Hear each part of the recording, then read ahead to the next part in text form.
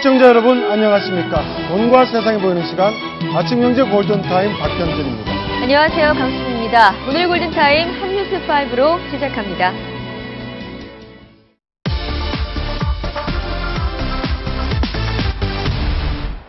열다섯 차례에 걸친 마약 투약 혐의로 구속됐다가 지난 2월 법원에서 집행유예를 선고받고 풀려난 김무성 새누리당 대표의 둘째 사위 이모 씨. 이 씨는 당시 재판 과정에서 결혼 예정 사실을 밝히며 선처를 호소한 것으로 확인됐습니다. 변호인 의견서와 탄원서에는 김무성 대표 둘째 딸의 실명과 함께 교수라는 직업이 구체적으로 언급되기도 했습니다. 이에 대해 당시 재판부와 검찰 측은 약혼 여인 김 씨의 가족관계 등을 거론되지 않아 김 대표와의 관계는 몰랐다고 밝혔습니다. 그러나 대검찰청에 대한 국정감사에선 봐주기 의혹이 또다시 도마에 올랐습니다. 가족관계가 어떻고 이야기를 하면서 약혼녀 이야기가 나왔고 사람 이름이 나왔고 직업이 나왔습니다. 검찰은 특혜나 외압은 없었다고 선을 그었습니다. 수사 당시에는 몰랐다고 하는 것은 확실한 것 같습니다. 검사들이 그렇게까지 거짓말을 하겠습니까? 이 씨에 대한 공범 수사 과정에서 특정 여배우가 소환 조사를 받았던 사실도 공개됐습니다. 이 여배우를 소환 조사한 계기가 뭐냐면 통신사실 조회 수사를 해가지고 그 마약 투약 시점에서 전화가 많았던 여성을 특정해서 소환한 것으로. 다만 검찰은 해당 여배우에게서 마약 성분이 검출되지 않아 혐의가 없는 것으로 판단했습니다. 채널A 뉴스 김민찬입니다.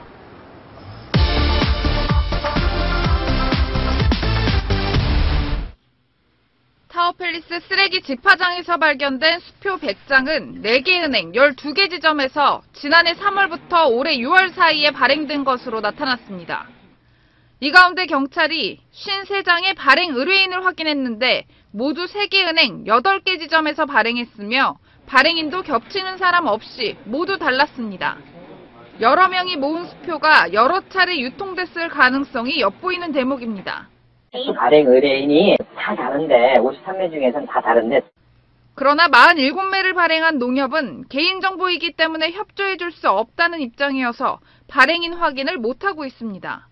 이런 가운데 소유권을 주장한 31살 K씨의 아버지는 오늘 일본에서 돌아와 경찰서에 증명서류를 제출하겠다고 밝혔습니다. 자료된 제출을 검토를 해서 수표의 소지인, 최종 소지인이 지금 주장이라고 하면 우리는 돈을 돌려드리면 되는 거예요. 경찰은 그러나 소유권 증명이 불충분하면 수표 유통 경로를 추적할 방침입니다. 채널A 뉴스 황수연입니다.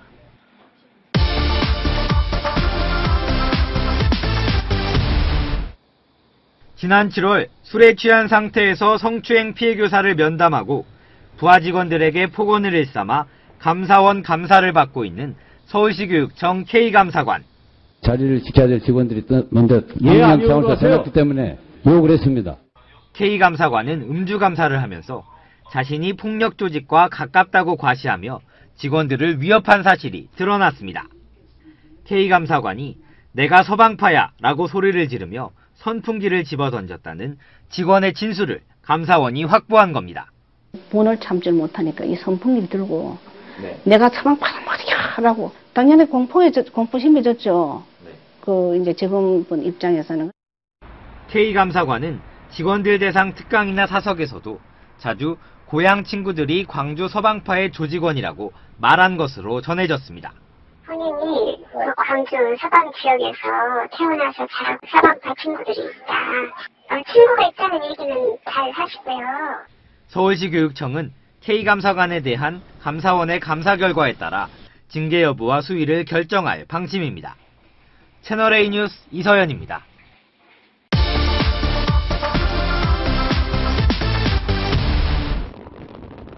북한의 노동당 창건일 행사는 미사일 발사와 핵실험을 빼고 경축 행사 위주로 진행될 것으로 보입니다. 북한 당국은 매스게임과 횃불 행진, 화력 시범과 에어쇼, 수상 공연 등으로 화려한 볼거리를 제공할 예정입니다. 20여 개국의 해외 인사들도 초청됐습니다. 정부 당국자는 북한이 쿠바와 동남아시아 국가 등 정통적 우호 세력을 중심으로 해외 인사를 초청했다고 밝혔습니다. 북한의 장거리 로켓 발사 가능성이 제기되면서 일부 국가는 주요 인사의 파견을 주저하거나 참관 인사의 격을 낮춘 것으로 알려졌습니다. 김정은의 치적 선전에 활용하기 위한 건축물도 속속 문을 열고 있습니다. 1200여 명의 손님을 태우고 대동강을 유람할 수 있는 초호화 유람선인 무지개호도 본격적인 영업에 들어갔습니다. 음료를 판매하는 카페와 회전 벨트 식당, 야외 갑판 식당 등에 사람들이 북적입니다. 정말 거북 호텔보다 더 멋있는 것 같습니다. 그래서 정말 황홀하고 어디에도 흠잡을 데가 없습니다. 평양 청춘거리 체육촌 지구에 있는 서산 호텔도 완공됐습니다. 고급스러운 수백 개의 객실과 식당, 수영장 등의 편의시설이 갖춰져 있습니다.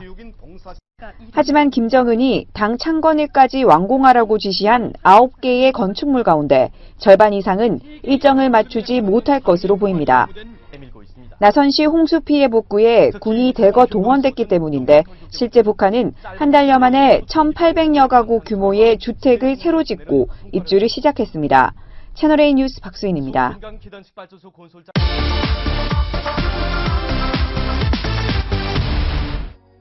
북한 조선중앙TV가 당창건 70주년을 앞두고 특집 프로그램을 편성했습니다.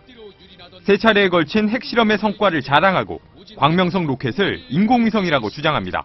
지하에서는 악의 본거지를 브릿지에 드러낼 거대한 힘이 진동하고 하늘로는 선군 조선의 기상인 양 인공지구 위성이 대지를 박차고 우주로 치달아 오른 조선. 최근 새롭게 개발한 잠수함 발사 탄도미사일 SLBM과 육해공군 전력도 과시합니다. 당의 주도로 핵무기 개발 등 국방력을 강화한 덕분에 주민들의 행복한 삶이 가능하다고 선전합니다. 선군의 총대에 의해서 마침내 고난과 시련의 얼음장들이 깨어져 나가고 인민이 바라는 꿈과理想을 현실로 불러오던 김정은은 노동신문을 통해 당창건 70주년 기념 논문을 발표했습니다. 최첨단 무기를 더 많이 만들고 핵 능력을 강화해 나가야 한다고 강조한 부분이 눈에 띕니다. 10월은 아니더라도 연내 로켓 발사와 핵실험을 강행하겠다는 의지를 내비치면서 주민들에게 김정은의 업적을 과시하려는 의도로 풀이됩니다. 채널A 뉴스 최재원입니다.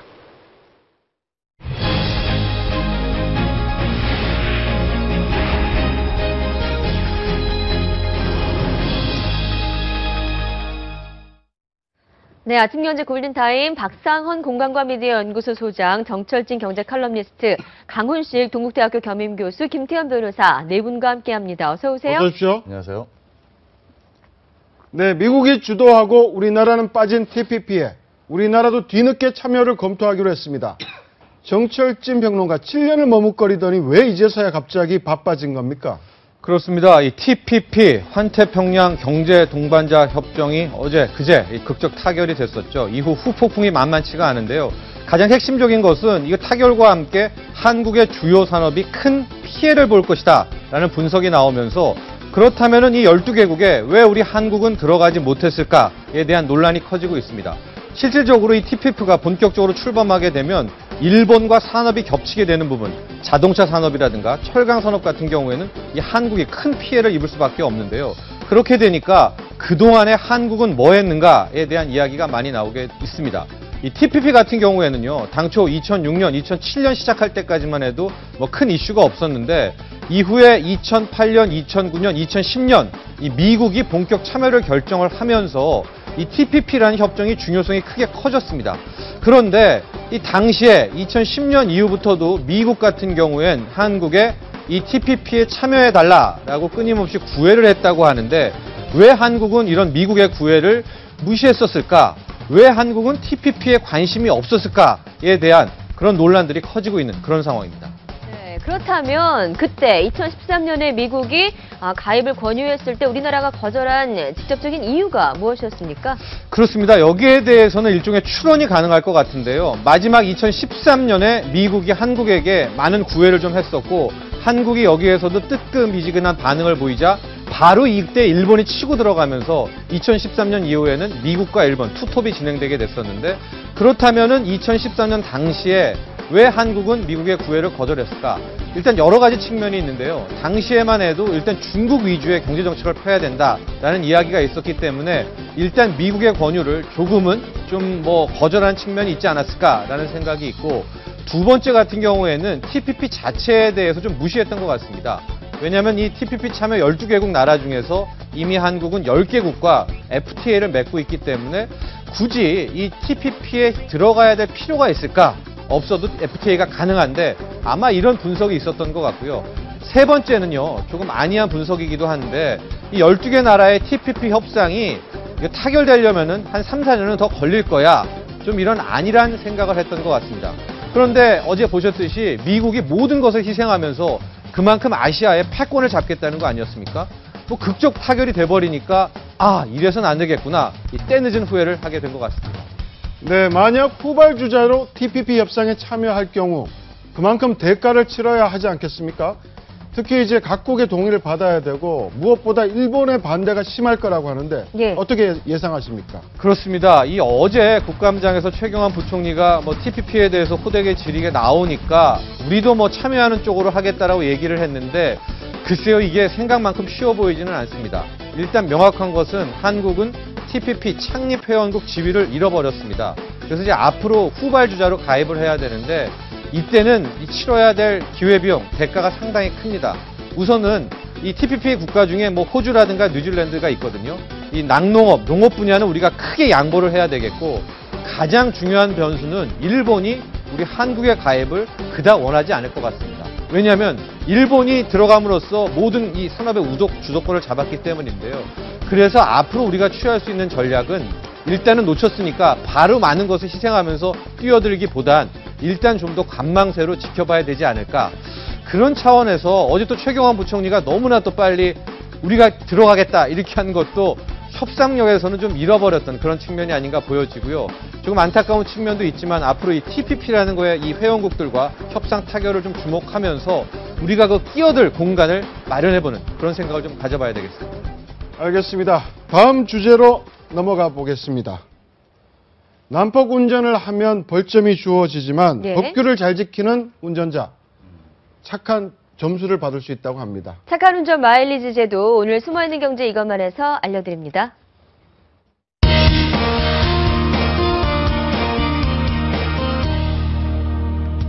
네, 오늘은 착한 운전 마일리지 제도에 대해 알려드리겠습니다.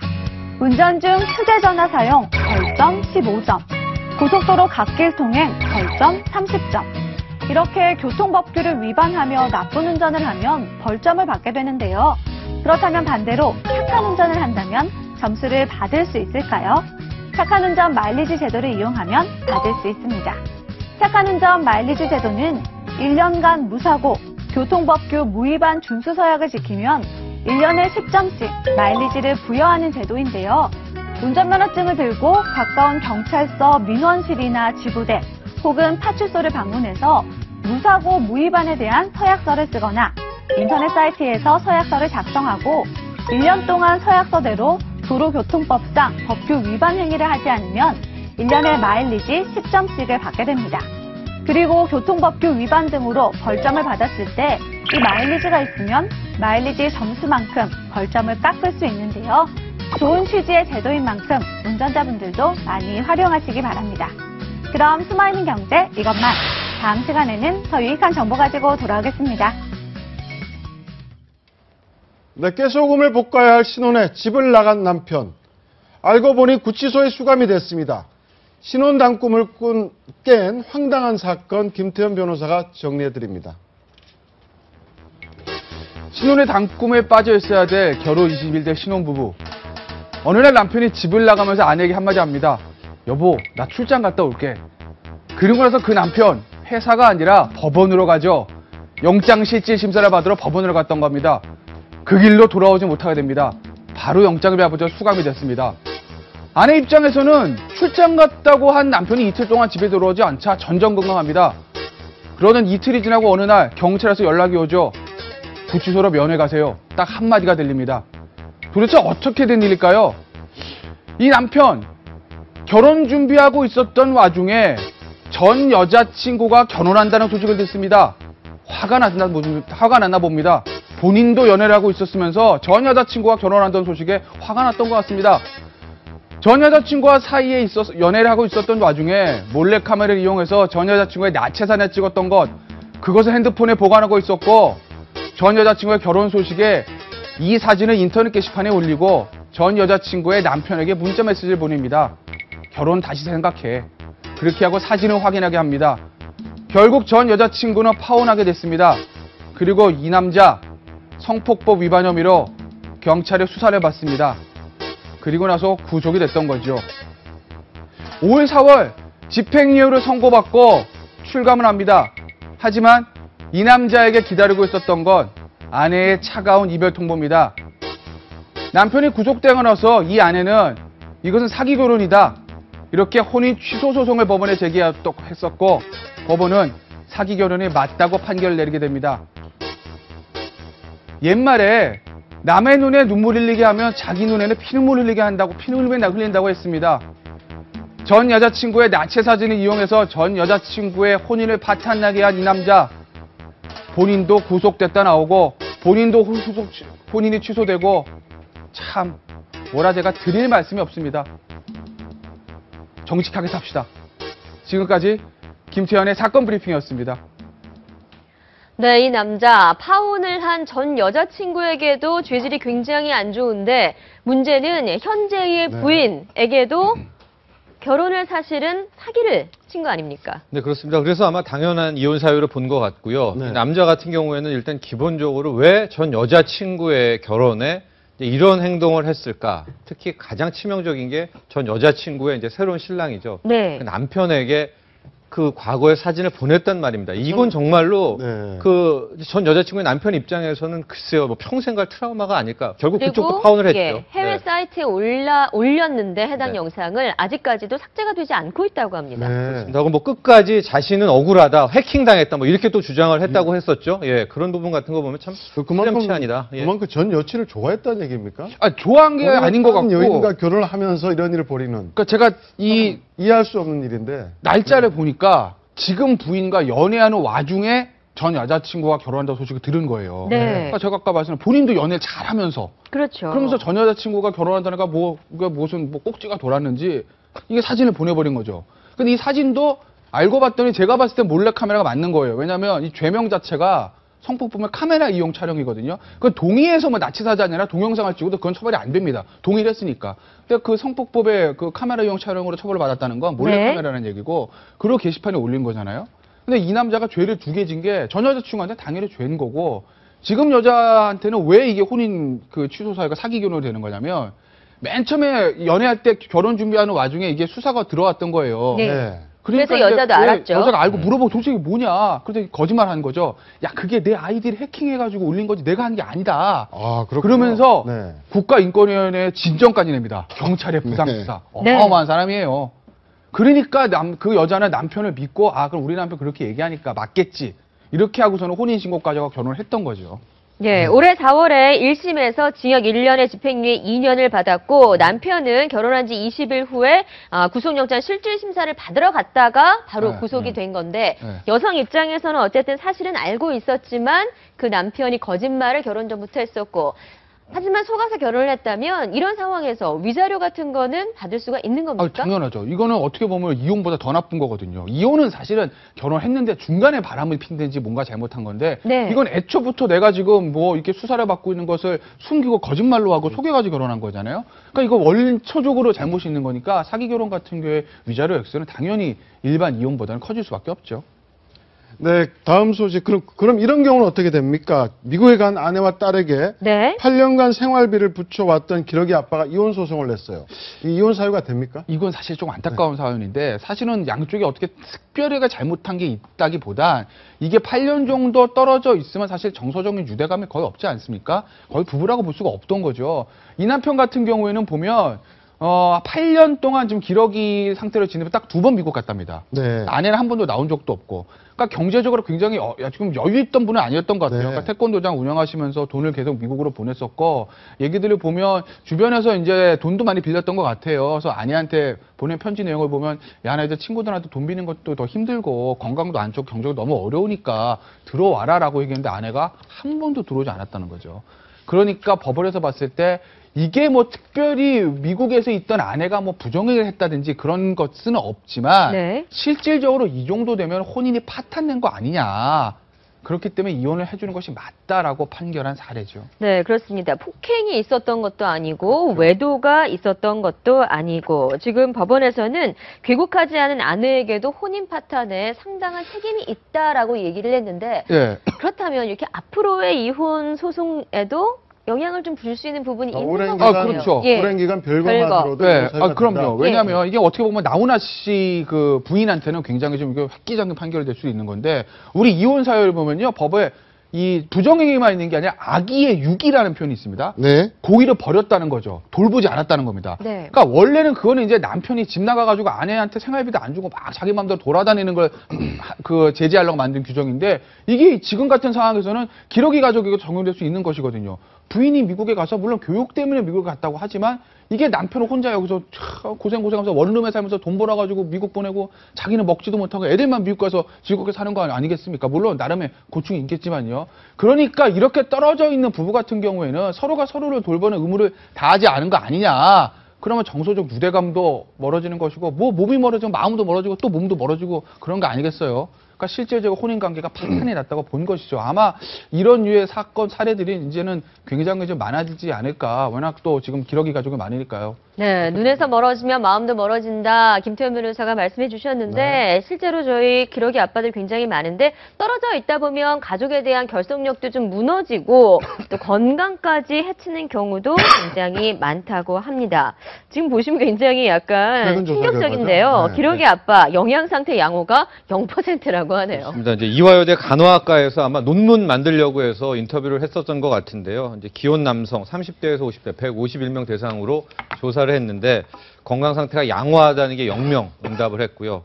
이 안 좋다라는 분이 76.8% 거의 80%가 응답을 했는데 근데 최근 제가 트렌드 하나 말씀을 드리면은 예. 이 기러기 아빠의 이 패턴들이 거의 지금 사라지고 있는 마지막 국면들입니다. 왜냐하면 뭐 1세대 기러기 아빠, 2세대 기러기 아빠들이 있고 1세대에서 기러기를 키웠던 아이들이 이제 대학도 졸업하고 취업까지 오게 되는 이제 증명 단계에 돌입됐는데 이게 그닥 성공적인 모델들이 많이 안 나오고 있는 게 지금 증명이 되고 있거든요. 그래서 아마 이제 요즘 같은 경우에는 엄마가 아이를 데리고 외국에 간다는 이런 패턴은 실은 거의 많이 줄었기 때문에 이런 걸 꿈꾸는 가족 같은 분들은 많이 좀 생각했으면 좋겠습니다. 네. 네, 이번엔 정치권 얘기 나눠보겠습니다. 네. 19대 국회 마지막 국정감사. 이제 마무리를 앞두고 있는데요. 고성과 입싸움만 많았다는 비판 나오고 있습니다. 이런 가운데 경남 국감에서는 홍준표 경남도지사와 야당 의원이 한판 붙었는데 네. 고성까지 오갔습니다. 그 장면 보시겠습니다. 국가 지원 사업이 돼야 될 거 아닙니까? 보조금이라고 하고 또 다른 명목으로도 돈이 내려오는 사업이라면 우리 다 자료 제출합니다. 질문을 해야 되잖아요. 아니 난 답변을 하잖아요. 제가 지금 질문을 어허 참. 아니 제가 지금 어린 여자를 여기 와 있습니까? 진선미 의원님이 말씀하세요. 예. 사과하세요. 지사님, 뭘 사과를 합니까? 아니 어떻게 무서워서 답변을 질문을 하겠습니까? 그러니까 또 우선 저한테 어허참, 예? 최악입니다.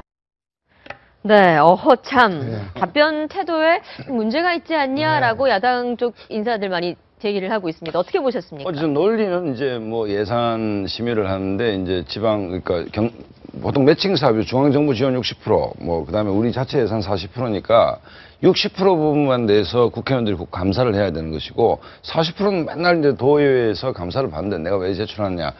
사실은 이게 좀 문제가 있죠. 뭐 국회에서 좀 겸손한 자세로 자료 요청을 하면 되는데 어쨌든 우리 홍준표 지사께서는 우리 아침 골든타임에 방송에 어떻게 하면 내가 나갈 수 있는 것인가를 아는 데 대해서 프로다. 뭐 이런 생각이 드는데 사실은 저게 뭐 핵심적 쟁점이 없는 상태에서 저런 형태의 공방이라는 게 국민들한테 피곤함을 주는데 홍준표 지사의 도정을 보면 뭐 도리어려움 문제, 무상급식 문제 또 최근에는 성완종 게이트 이후에는 공무원 골프대회 나 처음 봤거든요 사실은. 네. 어쨌든 그 홍준표 지사 이후에 도민의 삶이 얼마나 향상됐는지는 모르겠지만 어쨌든 일종의 노이즈 마케팅을 통해서 서울에 있는 언론으로부터 노출 빈도는 최고의 수준이다 뭐 이렇게 정리하면 될 것 같습니다. 네, 진선미 의원이 분개했던 이 홍 지사의 어허참 사실은 이번이 처음이 아니라고 합니다. 지난 4월에 경남도의회 본회의에서도 이 어허참 또 나왔다고 하는데 어땠는지 한번 보시죠. 의회 모니터가 영화바라고 설치한 모니터입니까? 내가 뭐 일반 국회의원들처럼 야한 동영상을 본 것도 아니고. 야한 동영상 안 보면 봐도 되는 겁니까? 아니, 난 그건 본 일이 없어. 질문하실 때 그렇게 제대로 하셨어요? 공부하시고 제대로 근거를 갖고 질문하십시오. 어허 참. 어허 참.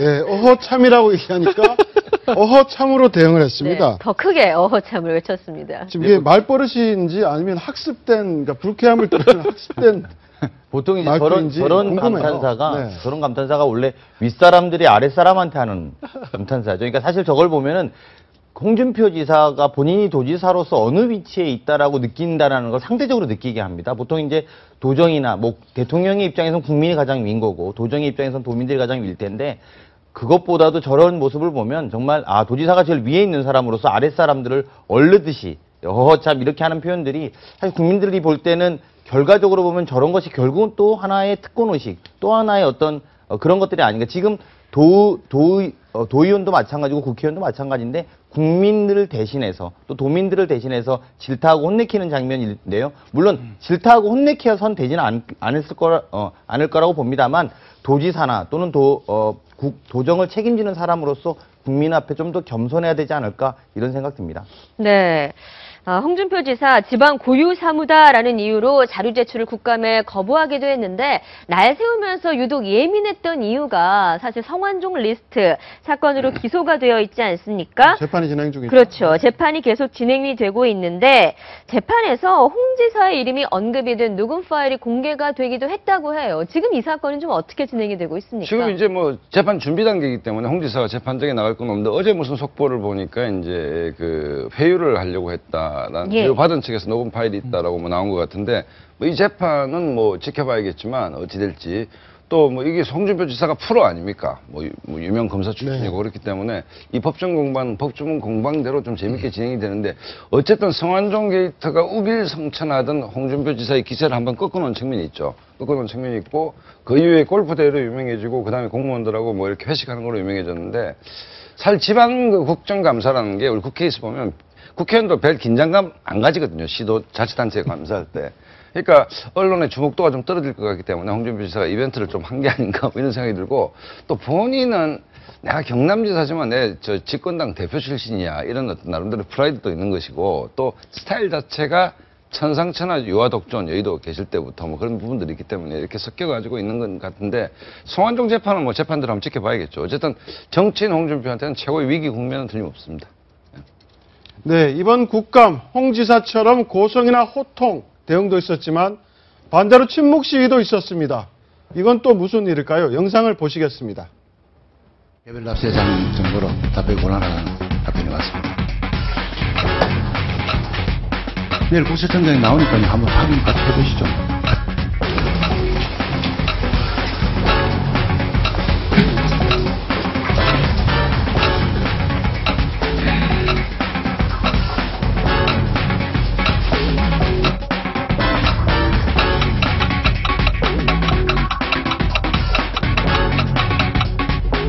자, 어떻게 마무리 됐습니까? 네, 이른바 침묵 시위 박영선 의원이 무려 57초 동안이나 이야기를 하지 않았다고 합니다. 쳐다보기만 했죠. 굉장히 훌륭한 예. 우리 일제도 한번 싸웠잖아요. 아니 그러니까 뭐 고성으로 토론할 수 있는데 박영선 의원이 그 여야 의원들이 착각하면 안 되는 것이 뭐냐면 째려본다는 것은 제가 잘못했을 때 제 와이프가 저를 째려보지 않습니까? 무섭죠. 공포감이 있는 것인데 그거는 감정이 실린 그러니까 감정 싸움을 한 것이고 논리와 논리가 부딪힐 때 토론이 언쟁할 수 있습니다. 언쟁할 수 있는데 저렇게 박영선 의원이 째려본다는 얘기는 두 분이 부부도 아니고 그다음에 뭐 무시하는 것도 아니고 저건 좀 아니죠. 왜냐하면 부총리한테 따질 건 따지는 것이고 또 격렬하게 토론할 수 있는 것이죠. 어떤 사안에 대해서. 어제 문제는 왜 삼성 상속세 부분에서 공개를 안 하냐. 그러면 최경환 부총리는 개별 사안에 대해서 공개하는 의무가 없다. 이 문제인데 이걸 토론하면 될 일을 갖다가 마치 연인 사이에 여성이 삐져가지고 째려보는 것처럼 저런 코스프레를 한다는 것 자체가 국정감사에 대한 기본적 이해가 좀 부족한 거 아닌가 이런 생각이 들고 하여튼 좀 이례적인 장면인데 박근혜 대통령 레이저 맞는 줄 알았는데 박영선 의원 레이저도 참 그 만만치가 않다는 생각이 듭니다. 난 깜짝 안 했을 거예요. 최경환 부총리는. 더 센 레이저를 많이 맞아봐가지고. 속으로 좀 뭐 하는 거야. 최경환 부총리, 맞습니다. 최경환 부총리 입장에서는 사실은 이제 뭐 TPP나 어제 사실은 굉장히 여야의 질타를 많이 받았던 그런 연장선상에서 있었다고 봐야 되고, 사실 뭐 말씀은 이 부부관계 아니냐고 하는데, 사실은 그 국회의원하고 경제부총리가 부부관계면 괜찮죠. 우리나라 경제가 좀 잘 될 텐데 부부관계만도 못한 사이라고 봐야 되는 거고. 근데 오히려는 그런 면에서 보면 좀 더 따끔하게 말한 것 아닌가. 어떤 의미로 보면 저는 침묵이 또 많은 말로 공격하고 논리와 논리로 공격하는 것보다 어떤 의미로 국민의 감정, 즉 여기서 삼성 상속세에 대해서 왜 오픈하지 않으면서 담배세 같은 건 인한 인상은 편하게 하느냐 이렇게 질타하면서 나온 장면이거든요. 근데 그것은 뭐냐면 반대로 말하면 국민의 좀 분노, 이걸 좀 전달하기 위한 퍼포먼스 아니었나 이렇게 좀 해석할 필요가 있겠다 이런 생각이 들고. 네, 이번 국감을 보면 유독 야당 의원들이 최경환 부총리 굉장히 질타를 돌아가면서 하고 있는데 이게 향후 여당 의원으로 컴백하는 걸 견제하기 위한 거 아니냐 뭐 이런 분석도 나오는데 어떻게 보세요?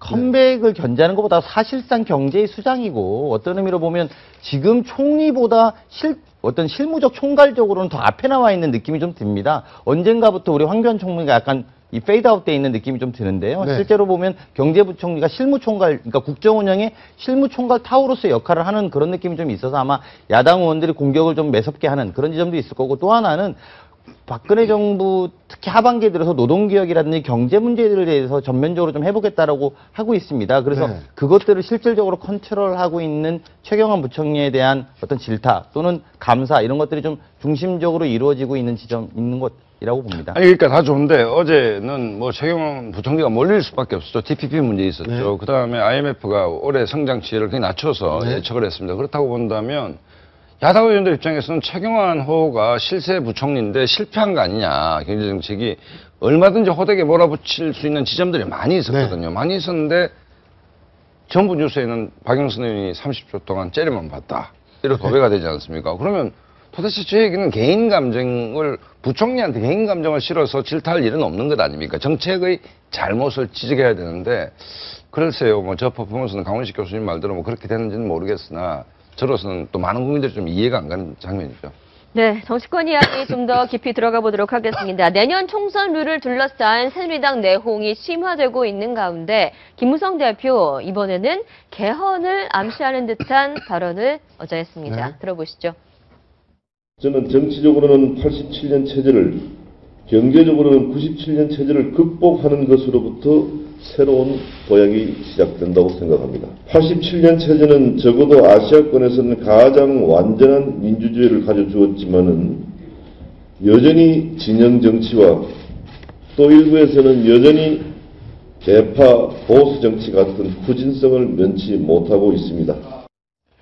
네, 어제 국회에서 열린 광복 70주년 기념 행사에서 나온 발언인데 87년 체제, 이걸 왜 개헌으로 지금 연결을 시키고 있는 겁니까? 글쎄, 저는 이 얘기에 대해서 뭐 87년 체제를 극복하자는 동상 말을 할 때는 이제 현 헌법이 87년 체제 하의 헌법이기 때문에 5년 단임제를 비롯해서 이걸 극복한다는 것은 결국 개헌 얘기인데 이날 얘기, 어제 얘기는 김무성 대표는 개헌을 얘기하는 것이 아니고 87년 체제의 한 부분, 진영 정치, 보수 정치란 얘기는 공천 문제죠. 예를 들어서 이 나라의 포인트는 뭐 개헌을 해야 된다. 87년 체제 극복을 위해서 현행 헌법을 바꾸자는 얘기가 아니고 87년 체제의 부정적 측면, 개파 보수 정치라는 것은 개파 밀실 공천, 보수가 찍어내리는 공천, 이 얘기를 아마 하고자 했던 게 아닌가 생각이 들기 때문에 개헌 쪽으로 몰고 가는 것은 좀 과한 해석이고, 아마 김무성 대표가 87년 체제의 부정적 측면, 그러니까 밀실 공천, 보수 공천 부분은 극복돼야 될 과제다. 여기에 방점이 찍힌 얘기가 아닌가 이런 생각이 듭니다. 뭐 그럼에도 불구하고 사실은 그러니까 양수겹장이라고 보는 게 좀 맞는 것 같아요. 비중은 얼마나 뒀는지 모르겠습니다만 사실은 청와대로부터 이 국민공천제에 대해서 사실 어떤 의미로 보면 제재를 받게 된 건 아니겠습니까? 김무성 대표 입장에서. 그러므로 해서 이 87년 체제를 이야기하면서 개헌에 대한 여지도 살짝 열어두면서 또 한편으로는 아까 박상원 소장 말씀하신 것처럼 그래도 국민공천제, 이 개파 정치를 극복하는 대안일 수밖에 없다라는 본인의 의지를 사실 반격이라고 표현하는 것도 좀 그렇지만 약간 위협? 그러니까 나의 의지는 좀 굳건하고 그리고 동시에 개헌의 카드도 이렇게 꺼내 보인 것 아닌가 이렇게 해석하는 게 더 옳지 않나 싶습니다. 네, 어떻습니까? 지금 그 청와대와 김무성 대표 간의 이제 갈등은 이제 수면 아래로 들었고요. 이 여권 내에서 갈등이 더 증폭되고 있는 상황이죠. 그러니까 이제 지난달 말만 해도 좀 상황이 어지러웠죠. 청와대가 안심번호제 가세를 하고 뭐 친박 비박 갈등이 있었기 때문에 굉장히 어지러웠는데 전체적으로는 좀 상황들이 좀 정리돼 가는 거 아닌가. 일단 청와대는 원칙적인 입장을 고수를 했고 민경욱 대변인하고 박종준 경호 차장 출마하면서 더 이상 없다. 그다음에 그 공천 룰 개입도 없고 또 대통령은 선거 중립을 지킬 것이다. 이렇게 이제 회군을 했고 뭐 김무성 대표도 일단 공천기구 문제를 통해서 또 우선 추천제 문제를 했기 때문에 청와대와 이제 김무성 대표 간의 갈등은 일단 정리됐다고 보는 것이 맞는 것 같고 당내 이제 친박 비박의 문제인데 이 문제는 뭐 여러 가지의 시선을 가지고 볼 수 있을 것 같아요. 예를 들자면 친박이라는 개파 문제를 박근혜 대통령은 여러 번 친박이라는 개파를 나는 만든 적이 없다라고 얘기했습니다. 친박이 개파인가의 문제도 있는 것이고 또 친박 내에 있다 치더라도 단일 대우를 형성하고 있는 것인가의 문제도 있는 것이 여러 가지 문제가 있는데 어쨌든 뭐 이번 주 안에 뭐 공천 기구가 만들어지겠지만 제가 보기에는 뭐 이른바 야권이 발할 정도로 전면전 친박 대 비판 일어날 가능성은 좀 약해 보인다. 그러니까 큰 불은 잡혔고 작은 측면에서 일단 공천 기구 논의로 이제 국면이 좁아졌는데 당장의 지금 논의는 뭔가 누가 이제 수장이 되고 공천 기구에 뭐 사무총장이 할 건지 최고위원이 할 건지 이런 정도의 잔불이 남아 있는 상황들이기 때문에 저는 볼 때 이제 대충 좀 가닥이 잡혀간다. 만약에 아직까지도 뭐 대통령과 당대표 간의 갈등이 남아있다면 이건 여권으로서는 굉장히 심각한 문제죠. 하지만 이 부분이 정리됐다고 본다면 당내 문제고 공천기구의 인선 문제라고 본다면 뭐 제가 볼 때는 뭐 곧 정리될 가능성이 높다고 봅니다. 네, 박상훈 소장께서도 지금 청와대와 김무성 대표 측의 갈등은 일단 정리 수순에 들어간 것으로 보이고 오늘자 아침에 동아일보에서 기사를 쓴 건 그동안 이번 공천룰 전쟁을 놓고 봤을 때 친박과 청와대의 목소리가 조금 달랐다. 김무성 대표도 이제 투트랙으로 대하기로 전략을 정한 거 아니냐라는 기사가 나왔는데요. 청와대와 친박과의 대응 전략을 달리하고 있다. 그러니까 이제 그저께 그 하루 있었던 일만 놓고 보면 아침에 이제 서청원 최고와 이제 김무성 대표 격돌이 있었고 그 다음에 갑자기 오후에 청와대 고위 관계자가 선을 긋고 나왔습니다. 그렇다고 본다면 친박과 BH 간에 뭔가 사인이 안 맞는 거 아니냐. 거꾸로 김무성 대표와 청와대 간에 물밑 조율이 있었던 거 아니냐. 뭐 이런 기사인데 있었던 건 틀림없는 것 같습니다. 왜냐하면 각자 회군을 했기 때문에 각자 부대를 이선으로 물렸기 때문에 또 청와대가 대수비 장면 나옵니다만 대통령께서도 전화를 어떤 말씀을 하실까가 궁금했는데 일체 얘기를 하지 않았습니다. 그렇기 때문에 청와대 고위 관계자가 상황을 장악하고 있구나. 제 예상으로는 뭐 정무수석이나 비서실장으로 봐지지만 그렇기 때문에 김무성 대표하고 일단 일정 정도의 교감하에서 그 정쟁을 중단하는 쪽으로. 왜냐하면 역시 박근혜 대통령은 현행 지지도도 높으면서 4대 개혁 문제, 특히 노동개혁 문제 웬만큼 마무리 지어야 되거든요. 이게 실패한다면 성적표가 안 좋지 않습니까? 경제도 안 좋은데. 그렇기 때문에 어찌됐든 뭐 김무성 대표하고 청와대 간에 일정 정도의 조율이 있었던 것은 틀림없는 것 같아. 네, 강 교수님 어떻습니까? 지금 원효철 원내대표. 그러니까 지금 김무성 대표가 약간 등을 돌리는 듯 하면서 신친박 뭐 이런 얘기 나오고 있고. 김무성 대표는 또 지금 유승민 전 원내대표에게 손을 내밀었다는 보도도 나오고 있잖아요. 지금 여권 내는 미묘한 줄다리기. 그렇습니다. 그러니까 아까 뭐 박상훈 소장 말씀으로는 이제 약간 잔불이 남았다 이렇게 표현하셨는데 저는 그런 지점보다 약간 양측이 숨고르게 들어갔다 이렇게 좀 해석해야 되는 맞는 거다. 그리고 말씀하신 것처럼 공천 관련 특별위원회 아직 명칭도 못 정하고 있습니다. 명칭 자체를 국민공천특별위원회로 할 것인지 아니면 처음부터 공천을 논의하는 특별위원회로 할 것인지에 따라 다르고 또 동시에 여기에 따른 수장을 자리를 사무총장 원래 공천 관련해서는 공천심사위원장을 사무총장이 하는 게 당의 관례거든요. 근데 그럼에도 불구하고 원유철 원내대표가 사실 청와대 입김이 들어간 듯한 느낌을 주는, 즉 바꿔 말하면 최고위원 친박계가 해야 된다라고 주장하는 이런 가운데서 원유철 의원이 신친박으로 간 것 아니냐 이런 것들의 해석들이 좀 나오고 있는데요. 김무성 대표는 어쨌든 구분해서 운영하는 것 같습니다. 바꿔 말하면 이 청와대의 친박에 대한 견제가 아니라 국정 운영은 협조하고 당정 운영은 좀 주도적으로 하겠다는 의지를 좀 가지고 있는 거라고 보여지는 그런 국면이고요. 지금 아직 잔불이 남아있는 게 아니라 제2라운드가 기다리고 있는 것 아닌가 이렇게 생각이 듭니다. 알겠습니다. 지금까지 정치권 소식 짚어봤습니다. 세 분 말씀 고맙습니다. 감사합니다.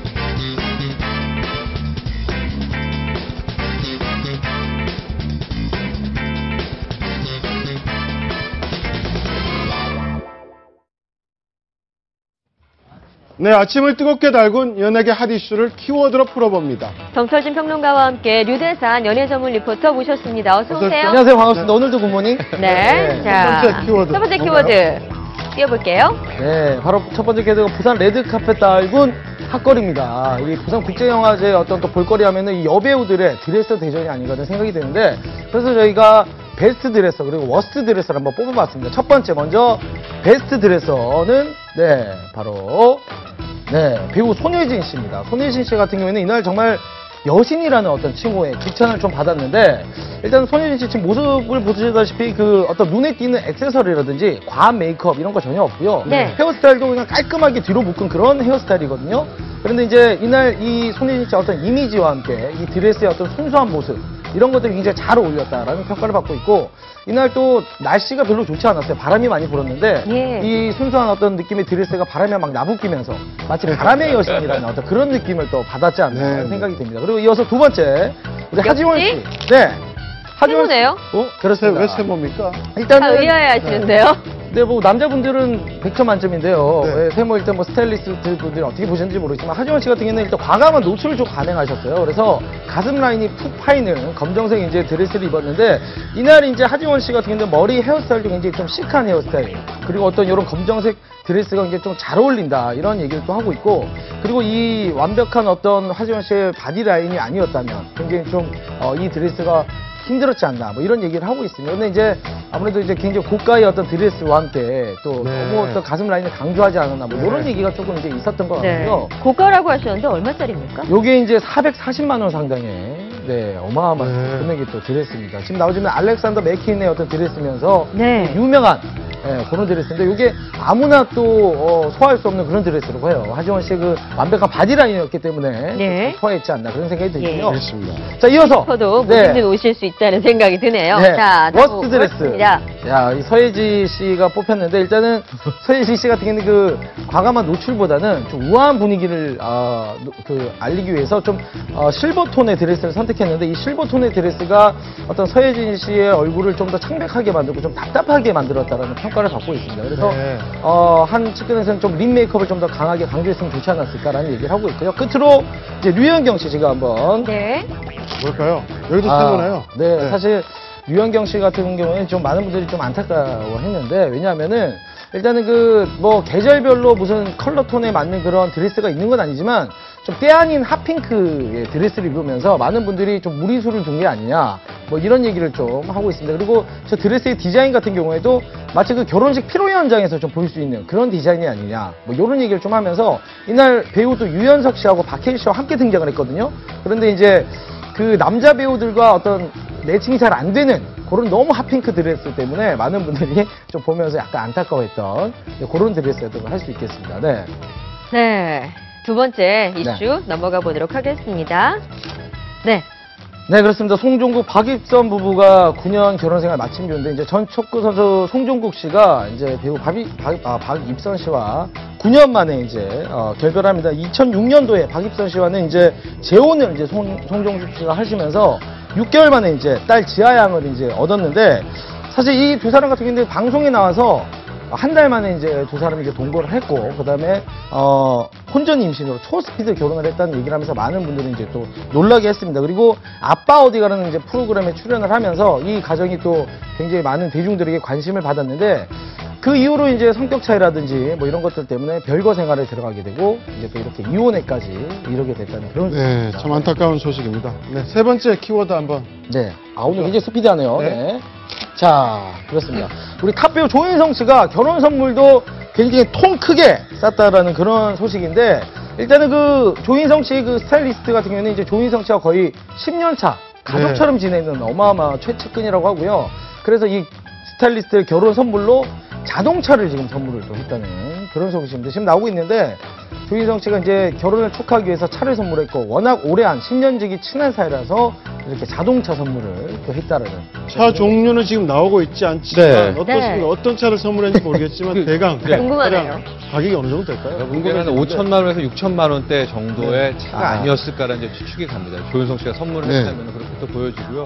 최근에 조인성 씨 관련한 이제 재산 이야기도 많이 나오는데 그 이태원 빌딩 그것도 꽤 많이 올랐거든요. 네. 그 가격 또한 거의 50억대가 돼서 지금 행간에는 조인성 씨의 이런 뭐 동산 부동산 가액이 이제는 100억대 육박하지 않느냐 뭐 이런 추측까지 조심스럽게 나오고 있어서 저 정도 이래저래 선물은 뭐 이래저래 예 10년 전이면은 조인성 씨가 뭐 거의 무명 아직 10년대 네. 아니었습니까? 네. 함께했던 스타일리스트라면은 글쎄요 지금의 성공이라면 이 차 선물 정도는 뭐 그래도 대단한 일이죠. 네. 조인성 씨 같은 경우에는 이번 스타일리스트뿐만이 아니라 주변 지인들을 같이 일하는 지인들을 워낙 잘 챙기는 네. 걸로 소문이 많이 나 있더라고요. 맞습니다. 이번에 조인성 씨의 이 차 선물 때문에 연예인들의 축의금 이런 게 좀 화제가 됐어요. 그렇습니다. 다들 좀 많이 하나 보죠? 네, 일단은 친해도 정말 누구랑 친해야 되는가 정말 중요한 것 같고요. 일단 그 연예인분들 중에 팬 결혼식에 트로트 가수 장윤정 씨 같은 경우에는 1+1입니다. 1,000만 원 팬입니까? 축의금에 자기의 팬 결혼식에 예. 1,000만 원 축의금에 축가까지. 이 축가 엄청 돈 많이 받거든요. 장윤정 씨가. 축가가 아마 네. 금액으로 환산되면 저게 또한 1,000만 원 정도 될 거예요. 하지만 장윤정 무료로. 씨가 아니겠 네, 맞아요. 장윤정 씨가 간다는 행사니까요. 예. 무료로. 정말 부럽습니다. 그리고 이제 MC 강호동 씨 같은 경우에도 개그우먼 조혜련 모친 칠순잔치에 1,000만 원. 그리고 가수 김창렬 씨 같은 경우에는 개그맨 한민관 씨 결혼식에 또 자동차 한 대 가격 정도를 내놨고요. 정영돈 씨 같은 경우에는 이제 가수 하하 씨 결혼식에 100만 원, 개그맨 변기수 결혼식에 100만 원. 요거는 이제 조금 낮아졌네요. 네, 요런 식으로 이제 축의금을 또 했습니다. 네.